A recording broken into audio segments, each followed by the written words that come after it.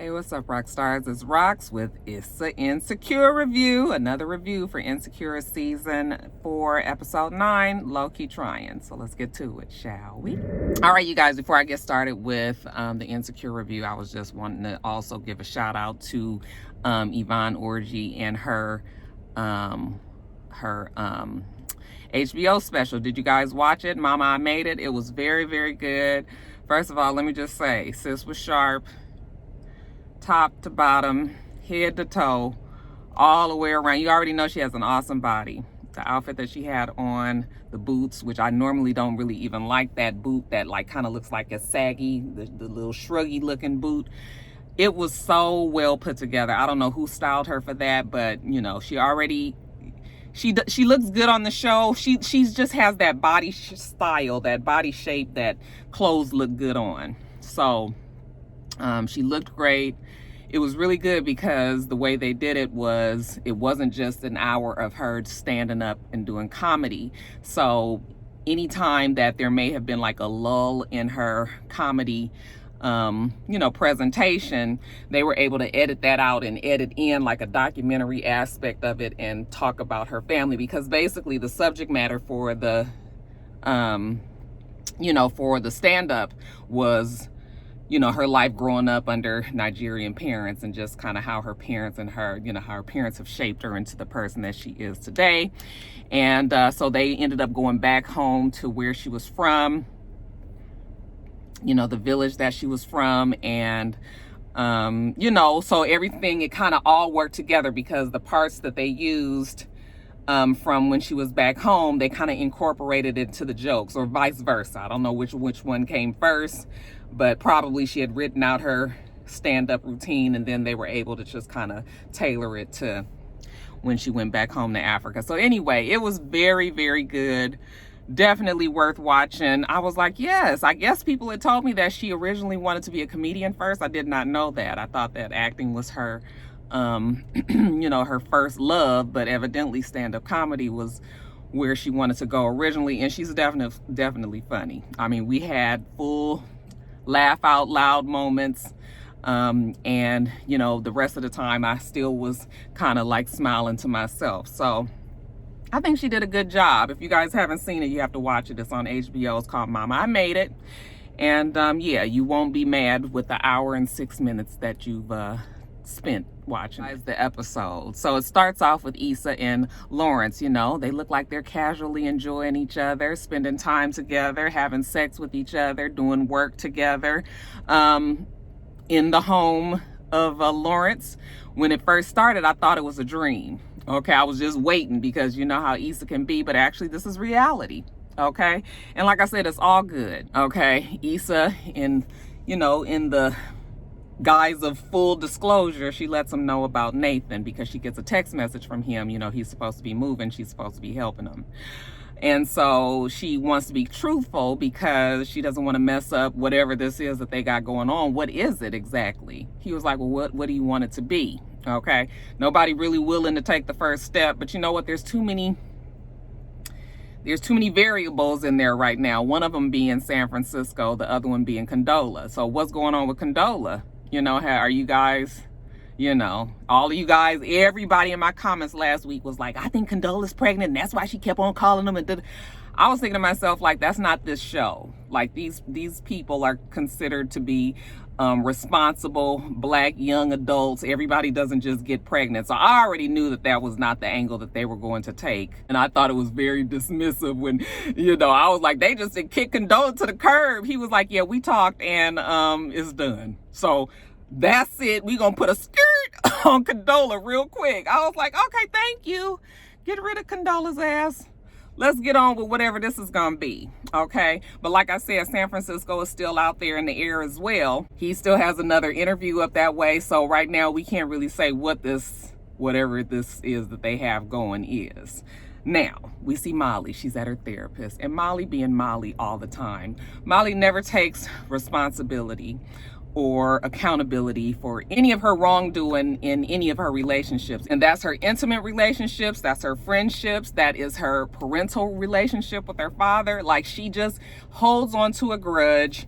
They make her mad. and she just can't get past it. So the therapist is talking to her, and of course she blames all this on Issa, the stress, the tension. Issa's the reason why that she's the way that she is right now. And the therapist is just asking her, like, you know, are you sure that you and Issa even want to be friends? Like, are you willing to do the work to make this friendship work?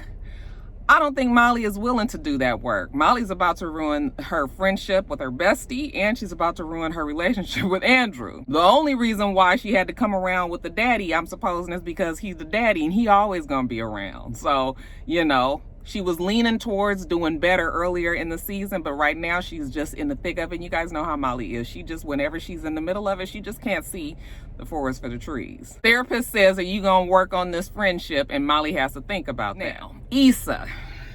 We done already talked about Molly's shortcomings. My thing with Issa and Nathan is, to me, if you are really trying to work out a relationship with somebody and you have a former, you know, if you have an ex in the background that is kind of floating around and also still have feelings for you, my feeling is you need to cut that ex, okay?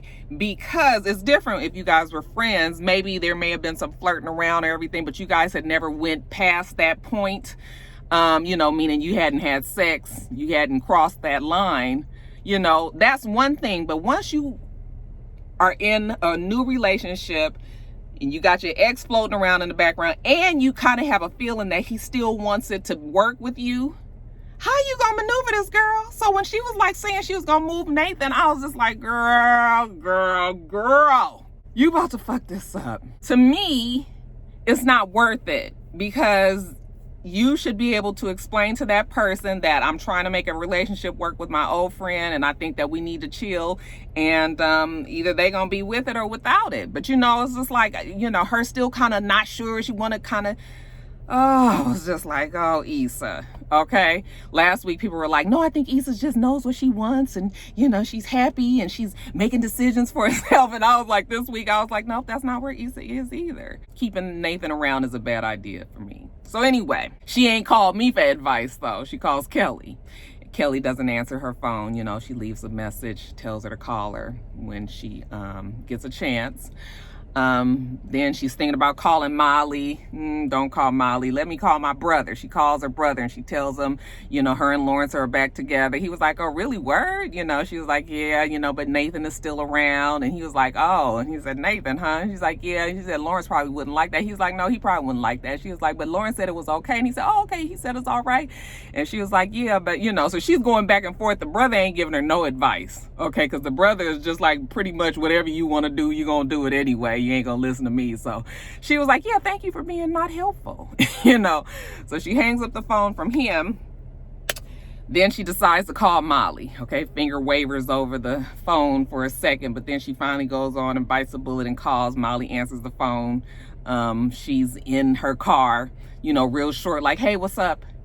And Issa was like, you know, do you want to just get together and talk? You know, if you really want this to work and all this. And of course, Molly being Molly, she goes off on Issa, calls her a selfish bitch or whatever it was that she said. And Issa's just like, oh, you know, and I was like, damn, Molly is like that. But turns out that it is all in Issa's head. It's a dream. But her kind of thinking that maybe that's what Molly would give her if she gives her a call. But thank God for voicemail, because Molly doesn't answer. She is in her therapist's office, remember? So Issa leaves a message, hey, let's get together and talk. And Molly gets that when she leaves the therapist's office. So we finally get this sit down that we've been wanting, at least Molly's been wanting, with Issa. We're gonna meet up at Penn's and, you know, I guess talk about it. So Issa's there before Molly. She's nervous, you know. The waitress suggests that she maybe get something to drink, you know, so she orders a, you know, light-skinned mimosa, light on the orange juice. Okay, so yeah, we gonna get to this. Molly comes in and you know, Issa's all awkward, okay, shouts out, hey girl, you know, that was a little too much, but she gives her a hug and they sit down and it's weird. Okay, so I guess the way to break the ice is just kind of small talk, right? Issa mentions that she saw that her and Andrew was on vacation. It looks like it was fun. She said, yeah, it was good, you know. And then she asked her about her family, asks about the nephew, and, Molly tells her the family drama with that. We talk about all of the fun key stuff, and we don't never get to the block party. Now, I was irritated with Issa but I have to remember that I'm not like Issa. I am not confrontational in any kind of way, but I will do it if I have to. If I'm pushed to that point, or if I see that we are at that point now and I need to talk, then I will. So I was frustrated with Issa for not just saying, well, girl, I really wanted us to sit down and talk about the block party. But that's not Issa. So Issa just feels like, okay, we was able to sit here and laugh. In Issa's mind, I guess everything is good. All right. And Molly doesn't broach the subject. Now, what bothers me about Molly is I have a friend that's like this. You will clearly have an issue with somebody, but you will not mention that problem when you are sitting down face to face. And we know that is the elephant in the room. It's just sort of like, and my friend will tell me the exact same thing. Like, well, she the one that got the problem, or she the one that, was talking about it, has said some things behind my back, so she should be the one to bring it up. But I'm thinking, like, it involves you. Okay, so you should want to get to the bottom of this. You shouldn't just wait for the other person to bring it up. If they don't never bring it up, then it never gets resolved. So I get frustrated with that kind of thing. So that conversation, even though it was, all very polite and all, it was frustrating for me because nothing came of it. When it was over, Issa tells her that she loves her. Molly tells her she loves her back. She gives her a hug. Issa tells her how she's helping Nathan move. I guess that was because, she's going to be in and out of Andrew's house and maybe they would bump into each other. So this was kind of a little warning for her. And Molly was just like, oh, okay. But I was frustrated with that conversation. So when Molly ends up going back to Andrew and she, he's like, how did it go? And she was just like, it was fun. We had, like I said, a kiki, but we didn't talk about the block party. And he was like, well, why not? And she was like, well, she never brought it up. And he was like, well, how about you meet her halfway? And she was just like, she got mad with him. And I was just like, oh, Molly, you about to fuck this up with Andrew too. All right. Especially when Andrew mentions that his brother and his wife is in town. They want to go to a Clippers game. And Molly doesn't go. Now, you shouldn't even be having a grudge like this with somebody you don't barely even know, Molly. Okay, you putting all that energy into not being around him, but you trying to be in a relationship with Andrew. Like, what? How do you think that this is? It's clear that Andrew and his brother are very close together. You not talking to his brother is not going to work. Okay, so she was just like, oh, how about you guys just go without me? I was just like, yeah, this is not gonna last. Slowly but surely, Molly is dismantling all of her relationships around her. We can see it happening, but Molly does what Molly does, mostly to the detriment of Molly. Now, Issa's still moving on with life. She has secured a new event space for whatever her next event is going to be. We don't know what that event is going to be, but her and Sequoia have met with the people, and when they're leaving, that's when we see that, yeah, Issa's making moves out there. Okay, so proud to see Issa doing these things. Still not perfect. Not perfect at all. I'm not saying that Issa's not, she has her own fault and things, but still, it's Molly Moore, you guys. Anyway, when her and Sequoia break up and she gets in a car, she gets a call, or she calls Lawrence, or he calls her, and he's up in San Francisco. She's all like, hey, my San Francisco treat, how did it go and everything? And he said it went really well. I was like, oh Lord. That is not good. Okay, I think we all could see that he probably was offered that position. He didn't say that to Issa right then. Maybe it was something that he wants to talk to her in person about, but I was just like, this is going to throw a really nice monkey wrench in whatever this is that these two have going. She tells him that she met with Molly, and he asked, how did that go? And she said it went really well. I can't say it. Went really well, And then I'm thinking to myself, like, see, yeah, you guys are on two totally different pages. I almost want to say two different books. How did you think that went so well and Molly thought it went so bad, Lauren says, well, maybe you guys just needed a little break from each other, to get everything together. And she was just like, yeah, much like Lawrence and Issa. So Issa's feeling pretty good about that. this move that Issa's gonna help Nathan with. Nathan don't have no homeboys. What is she helping him do? Like, she ain't got no pickup truck. You know, Issa don't look like she the most strongest, you know, one to be moving shit. Like, you know, it was clear that Nathan is trying to reconnect with Issa. Now, she's all nervous when she's going over there. She's trying to figure out how she just gonna keep it platonic, you know, just be like friends. Hey, homie, you know, he opened the door. She's like, hey, what's up? You know, going to give him like the homeboy, you know, come on in. Nathan can tell that it's a little weird, okay? And she's gonna help unpack these boxes.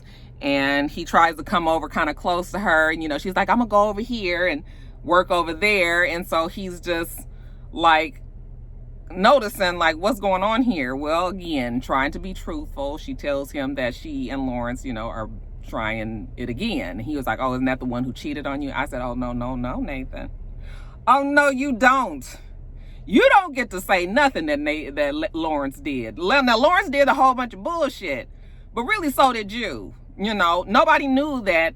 What we find out today was that he found out that he was bipolar. You know, Issa was like, well, you know, she's taking up for him. You know, he's a good person, and at least he knows how to use his words and he don't just disappear. And then Nathan said, you know, well, I went back to Houston. He found out that he was bipolar. You know, he was diagnosed and he had to go through some things, cut some shit out of his life that he didn't want. You know, of course, Issa feels bad for that. But I was just like, really, it's not Issa's fault. It's nobody's fault, right? But what I'm saying is that Lawrence, why I keep wanting to call this boy Lawrence? Nathan doesn't have the right to get mad at Issa or be short with Issa when he was battling his own health problems. That's fine. I understand that you got mental health issues and you need to take care of it, but you don't get to throw in her face that Lawrence is sometimey and he, you know, you cheated on him and all of this. So I was just like, okay, Nathan, don't do it. Okay. But Issa apologized, you know, and told him that, you know, he should have told her what happened. And he was just like, yeah, he had to figure it out for himself first. Okay. But he does know that he wants her to be in his life. You know, he appreciates her and all of that.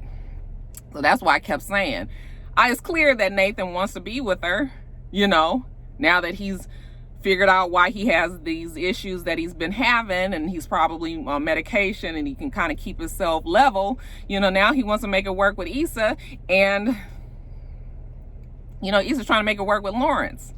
So I was just like, yeah, Issa, no. We can see it from the outside, right? That's that. Back at Andrew's house, Molly is there. She brings home food, and, you know, they're talking. He tells her that, you know, he told his brother and his wife that Molly was working. So he basically lied for her. But what do you plan on doing? Like, are you just planning on avoiding my brother for the rest of your life? That's not going to work. Okay. Yeah. Because Andrew and Molly are not going to work. But Molly doesn't have a chance to answer him, because then in walks Issa and Nathan coming to get some more boxes, and it's weird, you know, Nathan and Issa downstairs looking up at Molly and Andrew, and, you know, we're kind of just get our stuff and be out of the way, and it's just awkward. You know, Andrew ends up inviting them to eat dinner with them, and both Nathan and Issa are hungry, so they say, okay. So they have dinner. Afterwards, you know, they sitting around talking, laughing. Things look easy enough from the outside, but obviously it isn't. You know, they kind of reminiscing, talking about the apartments, as Nathan, how his apartment is. You know, he's pretty low-key about it, and Issa said, no, it's really nice. She was like, Molly, remember my first apartment that I had? You know, something was growing in the corner and all of that. You know, remember the games that we used to play? Okay. The drinking game, celebrity height. You know, you basically had to choose a celebrity height. I mean, a celebrity, and guess what their height was. And then if you was wrong, you had to take a drink. Okay, so let's play it today. At first, when Issa suggested, Molly kind of looks a little strange. And then Issa was like, oh, you guys tired? Like, we can go. And Molly was like, no, it's okay.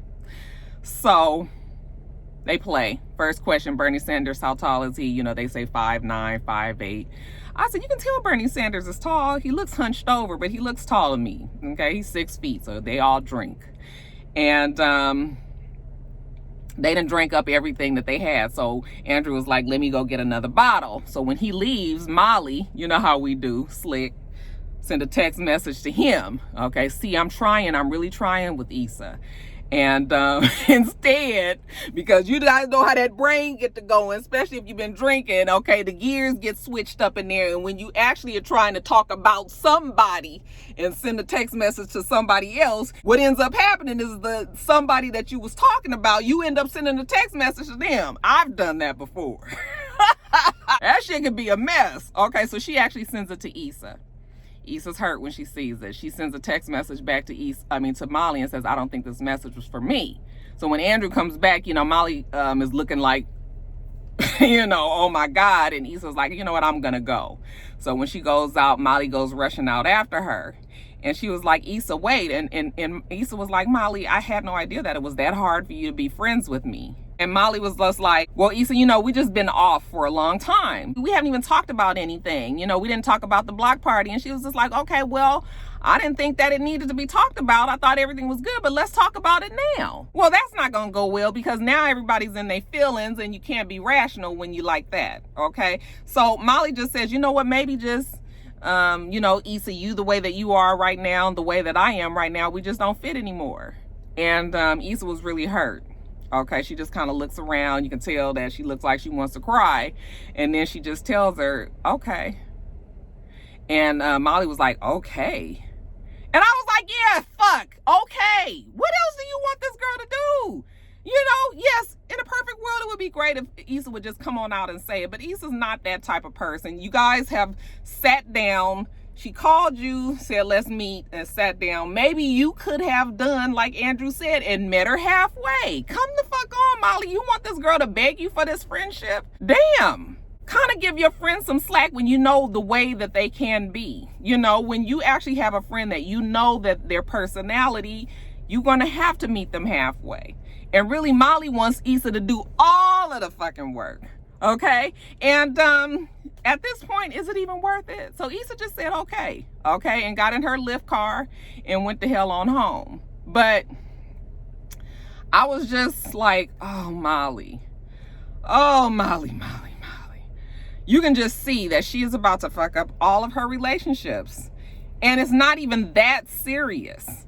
Yes, Molly has some legitimate concerns that, you know, she should talk to Issa about, but I don't even think Issa's aware of them. You know, sometimes all it takes is a explanation of the reason why that you feel the way that you do, and maybe they can either say, yeah, you know what, you're right, or they can explain why they do what they do, and you guys can come to some kind of agreement. But if you just expect this girl to do all of it, you don't think you did anything wrong, you know, and now you just gonna tell her that you guys don't fit and then you expect her to beg? No, we're not doing that. We're not doing that.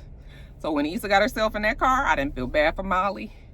You know, Molly felt bad for Molly, but oh well, Molly. Keep on going to that therapist, girl, you need it. All right, you guys, let me get off of here.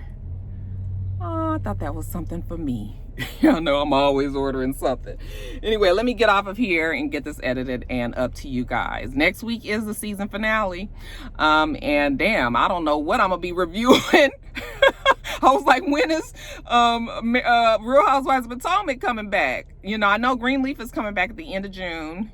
And Real Housewives of Potomac is supposed to be starting in the summer, but something tells me they're going to wait until Married to Medicine LA goes off, and that probably won't be until the end of June as well, you know? So it's going to be a real light month. I don't know what videos I would add. I know people going to say story time. I don't have any stories to tell, so that won't be added probably. Some people mentioned Roxicology, but every time I've tried to bring Roxicology back, nobody sends me questions, so... You know, I was like, well, that's not what something people want either. I was thinking I'll probably have to break up Top of the Blogs and to maybe do 2 in a week until I can get right back on track. I mean, it is a lot of stuff going on in the world right now. It's just sucks because I have to take a chance of not getting monetized on some of those videos because of the sensitive nature of the conversation. But anyway, you guys... It is really a blow to not have Love and Hip Hop. It feels so weird not having anything to review from Love and Hip Hop. We've been doing it for 9 years, consistently Monday nights. So it's weird, you know, but whatever. I'm going to get off of here. You guys, make sure that you rate, comment, and subscribe to the channel. I'm itsrox. The channel is for itsrox. Everything else I do will be in the bottom bar. All right. All right. So I hope that you have a wonderful, wonderful rest of your day, and I plan on doing the same. Till next time, rock stars. Bye.